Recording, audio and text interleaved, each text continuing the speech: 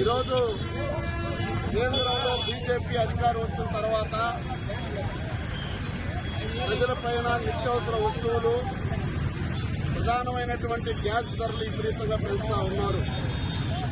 గతంలో ఒక నెలకు ముందే 9వ తేదీ, 23వ తేదీ, 30వ తేదీ 3 దఫాలుగా 4 రాష్ట్రాల ఎన్నికలు జరిగాయి.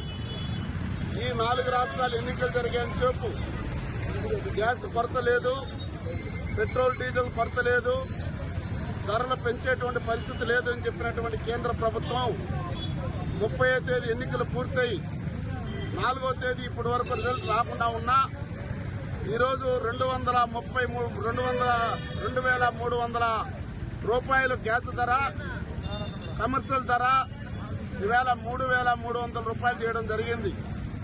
999 రూపాయల ధర పెంచడం జరిగింది.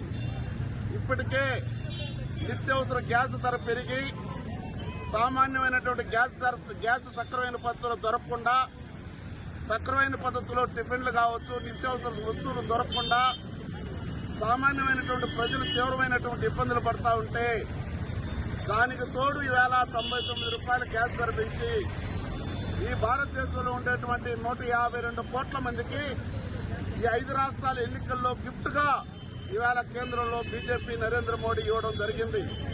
ఈవేళ ఇంత 1000 రూపాయల గ్యాస్ ధర పెంచినా ఈ రాష్ట్రంలో ఉన్నటువంటి కూటమి ప్రభుత్వం ఒక్క మాట కూడా మాట్లాడలేదు. ఇప్పటి వరకు గ్యాస్ పెరిగింది, నిరసన తెలియజేయాలని చెప్పేసిన ఆలోచన లేదు. ఈ రాష్ట్రంలో ఉన్నటువంటి 5-6 కోట్ల మంది ప్రజల పక్షాన మేము ఉన్నామని చెప్పి కూటమి ప్రభుత్వం గాని లేకపోతే ప్రతిపక్షంలో ఉన్నటువంటి మన జగన్మోహన్ రెడ్డి గాని ఒక్క మాట కూడా మాట్లాడడం లేదు. అందుకోసమే భారత కమ్యూనిస్ట్ పార్టీ ఇవాళ దేశవ్యాప్తంగా ఆందోళన కార్యక్రమం పిలుపునిచ్చాం. పెరిగినటువంటి నిత్యావసర ధరలు, పెట్రోల్ డీజిల్ ధరలు, ఈ గ్యాస్ ధరలు తగ్గించేంత వరకు ఇవాళ ఆందోళన కార్యక్రమం చేస్తాం. భారతదేశ వ్యాప్తంగా ఉన్నటువంటి అన్ని రాజకీయ పార్టీలు కలుపుకొని ఇవాళ ఉద్యమాన్ని మరింత ఉధృతం చేస్తామని చెప్పేసి ఈ సందర్భంగా కేంద్ర రాష్ట్ర ప్రభుత్వాలకు హెచ్చరిక తెలియజేస్తా ఉన్నాం. ఆదాని అంబానీ లాభాల కోసమే ఈ రోజు కమర్షియల్ సిలిండర్ పైన 999 రూపాయలు పెంచడం జరిగింది. దీనివల్ల ప్రజలపైన భారం మోపే పరిస్థితి. ఇంత అబద్దాల మోడీ ఇంతవరకు ఏ ప్రధానమంత్రి లేదు. ఈ రోజు రోజుకొక మాట ప్రజలకు చెప్పాడు. నిరుద్యోగం పెరిగిపోయింది. నిరుద్యోగం మాట పేరెత్తడు. ఈ రోజు దేవుడి పేరుతో సెంటిమెంట్ ను ఉపయోగించి కులాల మతాల మధ్య చిచ్చు పెట్టి ఏదైనా సోషల్ మీడియాలో కొంతమంది గ్యాంగ్ ని బూతులు తిప్పించడానికి ప్రయత్నం చేస్తున్నారు తప్ప ఈ దేశంలో ప్రజల సమస్యలు ఏమాత్రం పట్టించుకునే పరిస్థితి లేదు.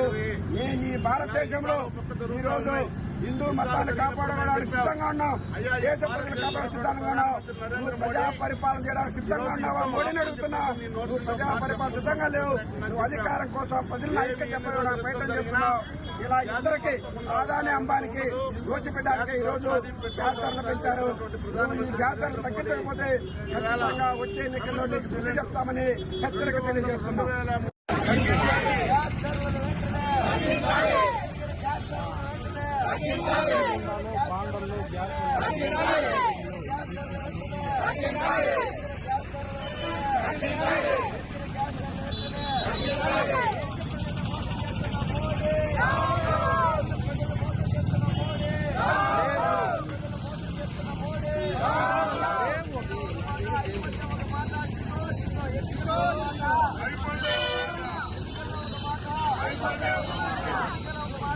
అయిపోయింది.